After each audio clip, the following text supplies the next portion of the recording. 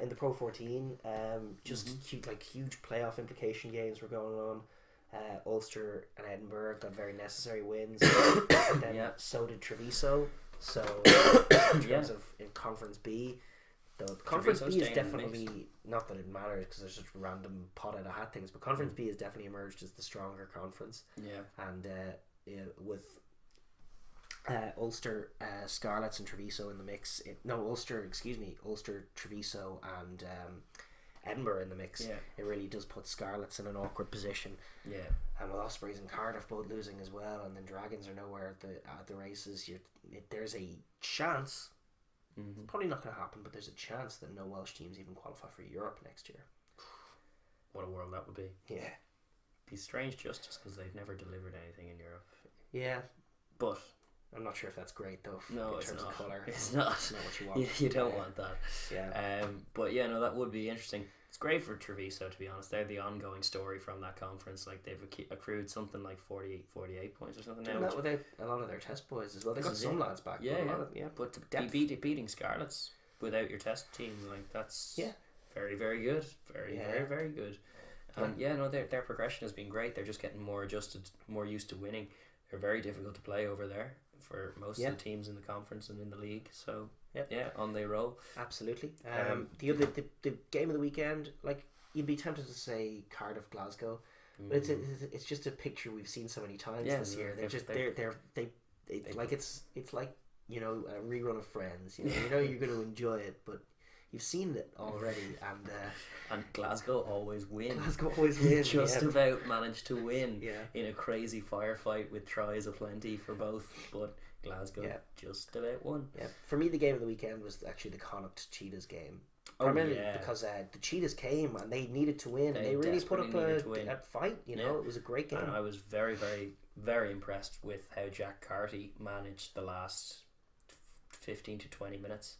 He really did turn it on. He'd been playing okay with a few mistakes, but he made no mistakes for the last 10 to 20 minutes, and was the difference then by the end. His game management was excellent, and he saw them home in a game that they looked good value for losing, because they were a little bit soft in the contact compared to those Cheetahs who were so keyed up and they were surprised in the first half genuinely, which they really shouldn't have been, but by how on it the Cheetahs were. And like even some of the defensive sets they were putting in the first half, which is very unlike a South African club team to be defending with such gusto. It was a must-win game. They couldn't be messing about. They had to win it, and now that they haven't won it, they're probably out of the mix. Some of their bad habits did rear their ugly heads in the second half, and Connacht capitalised. And Carty was the difference. He was the one who was managing that game and dictating it towards the end, and it was great to see. They've emerged as actually quite a beautiful little team, and they're probably well worthy of their place in the playoffs at the moment. And this is a good stepping stone on the way. Like, it was a proper test of their credentials. They look balanced, they look organised, they look focused, which is key. They know how to win games, which is new. And Andy Friend, and they have already. Pat Lam, despite not getting to finish the job before being whisked away to Bristol to repeat his amazing feat at Connacht, but he's already made an imprint there that has fundamentally changed the club forever. In that, like, I remember the days before Pat Lam, and that not only could Connacht not play, but they didn't want to play. They wanted you to not play and you to get injured, and hopefully they would win. But that was even secondary to injuring you. And it was like, it was horrible team with horrible ethos. Some good players, but just awful games. And Pat Lam sparked a bit of invention in them and a bit of like actual courage, and it culminated in winning silverware for the first time ever in that Pro 14 success, which was great for them. Or Pro 12 was it when they won it? Pro 12 when they won it. But amazing stuff, and that has stayed even through these tough years, even through the years with what's his name, Keane. Yeah, it was Kieran Keane. Kieran Keane was exactly who it was, But with him not quite firing, they were still eager to go wide. There was Tiernan O'Halloran in the wide channels. Mistakes coming from it, games being lost by just more than 7 points more often than not. But they were still looking to score tries, and it's just completely changed the colour of games at the sports ground forever.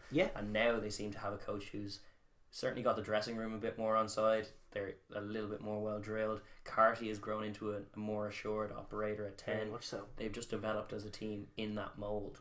and that's beautiful. And they look well worthy, certainly, of top tier European rugby. It looks like it's that's time for them. It's time for them to get in to challenge in the proper one. In a few years, consistently into the proper tournament and see if they can make a go at getting out of the pool. Certainly a great win for them, and more challenges to come, but they're in a good place for sure in that league. Our own personal note is we're Leinster fans. Leinster got the job done away at Zebra. Good game, to be honest. It was it started with Leinster going 21-0 up, which made it look like here we go, grand cruise control. And then Leinster really did ease off, and Zebra got a bit of momentum towards the end. But what was great about this, and what was the interesting note, is the one that for anyone who's been routinely watching the podcast this year, it's the point that I'm going to repeatedly make until teams get on board with it. But Zebra just went for tries. They got kickable penalties, didn't kick them. Kicked into the corner, went for tries, and missed some and got some. Got some, whatever. But they got 4 in the end, which means they get a point out of a game against Leinster. Brilliant. And my only caveat to that is that they didn't go doing it from whistle 1. What actually happened was they went 21-0 down, and then were left with no option. But it's what all teams should be doing when they are clearly the second favourite in this fixture by a distance, like your Zebra Leinster, where it's there's no illusions about it. We're not as good a team as them. So what is our recourse? It's go for tries. It's do not kick 3 ever. It's just try and score enough tries to get a point out of it. I remember, and what they did in doing that was that they were in contention till the and very that's end. Liam Toland on co-commentary was making the point every time they did it that it was naive and silly of them, and it was just the end result is they actually scared Leinster for a bit because some of the tries came off and they got them, and they scared them in a way that the 3-pointers never could or would. And they also, at the end of the day, got that late try and got a bonus point out of it, and that's it's an extra point on the table. And while they're not going to be playing for playoffs or anything, that's the name of the game, son. When it comes to these games, as much as Conor O'Shea's been trying to get the Treviso into the national team, you should be looking at that example from Zebra, and that's what I've been calling for, because Italy are in the same position. Every game they're playing, they're so far the inferior team in the Six Nations that all they should be doing is going for tries. All day. And then having a really, a variety of options and a confidence in an organisation in their set piece from 5 metres out. Set up a maul. Be able have to ways of scoring tries, certainly from that range. That's got to be a key to any lower side. That's your bread and butter. And I just it's not something that's prevailing. I don't see it. It's only to be honest, it's only a conclusion that I've arrived at relatively recently. But I'm very fervent on it. I do believe it's the right course. Absolutely. And it's not even, a lot of teams don't realise it, and you still very often see losing teams we're always going to lose. You see Dragons very often register 6 points in losing efforts, and you're just going, why did you kick those 3 points? They're no better than being nilled. They're really not. But it's just kick to the corner and go for scores. It's the only way to rattle a team anyway. And you may catch them cold, which you will against superior teams. I agree with doing it even when bonus points aren't on the table. When it's the 3-try rule, I think it makes a lot of sense when you're a lower team to appreciate that you need tries. Appreciate that the other team are going to find many tries against you. When the USA were playing the All Blacks in the showcase test in Chicago, they actually got the real life All Blacks there next to them, and they got a big crowd and everyone was happy, and they took 3 points in the opening when they ended up losing, I don't know by how many, but they took 3 points when they had a very, it was from the width, from the width, it was on the wide channel, so it was it's late, guys. However long in, that's when that kind of happens. It was on the wide channels around the tram line and in the 22, and very much corner time, start of the game, get the crowd into it, and they took the 3 points. And it's basically just pretending that this game is something that it isn't. It's just This is it. That's acceptable. We just want to take the lead against the All Blacks so that for a couple of minutes we can pretend that we're better than the All Blacks until they run in their tries. It's just realistically, if you have any aspirations of doing anything in the game, be it a losing bonus point or otherwise, you're gonna need to score all the tries you can with all the few opportunities you have, because you're gonna get this opportunity in the first minute when you're pumped, and you got into their territory. Get 7 points from it, because you don't know when you're going to be here again. It could be in 40 points time. So take your 7 or at least go for them. And if it doesn't come off, at least you're playing with ambition, and the crowd can get behind that. And even if you end up getting nilled in that game, which will happen if you're playing that way in the poor performances, there is no difference. Merit to the 3 points, 6 points, or 9 points that would have otherwise been registered. The USA are not about to turn. That's an extreme example, but like even Dragons aren't going to beat Munster 9-6. Yeah. If Dragons are going to beat Munster, they're going to get a bonus point win. They're going to do it with some tries. Yeah, exactly. That's the only way it could happen. It's the only picture of positivity that could come from that game. Yeah. So go for it. Yeah. And it's absolutely. It was a good example of that because Zebra played really well and they got a point out of it. And it's what they deserve. And a point that they wouldn't have got if they were going for knocking over the threes. Yeah. They may have played as well.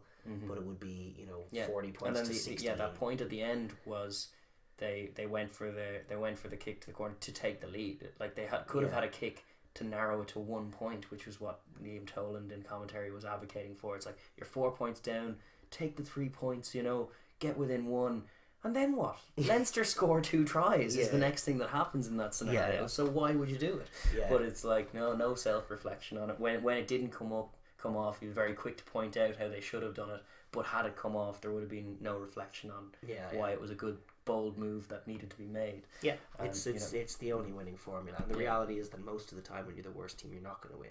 So there's going to be plenty of chances for the other guys to go but it's still it's definitely the right play in those contexts, and especially like in any context when you're 4 points down, it's crazy to take. Or no, it's actually better when you're in the lead, but when you're 4 points down as well. Because territory is huge. Unless you're like the best exiting team in the world, you're doing what Georgia were doing to Spain earlier on, and just trotting up the pitch every time you got a restart. But other than that, failing that, you're inviting pressure and you're releasing pressure as well. Just changing the game. It's like it's a good point, but it can't be made enough because some teams and pundits are getting it dead wrong. Yeah, completely wrong. But that was anything else that happened in Pro 14 land? I don't think so. No, just all Munster hammered the Southern Kings. I read the results. Ultimately Edinburgh got 34-17 over Dragons. Munster 43-0 over Southern Kings. The epic 8-0 that was 8-0 Ospreys for Ulster against Ospreys, and just an indication of where the Welsh regions are at right now. I think that it's just bit turgid. Zebra 24, Leinster 40, Connacht 25, Cheetahs 17, Benetton 25, Scarlets 19. Big result that, Cardiff 34, Glasgow 38. Woo, try. love a few tries. So that's Pro 14 action from the weekend.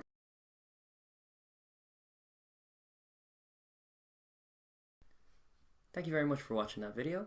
If you're new here, please like and subscribe down below, and leave a comment as well, because we enjoy the chat and conversation.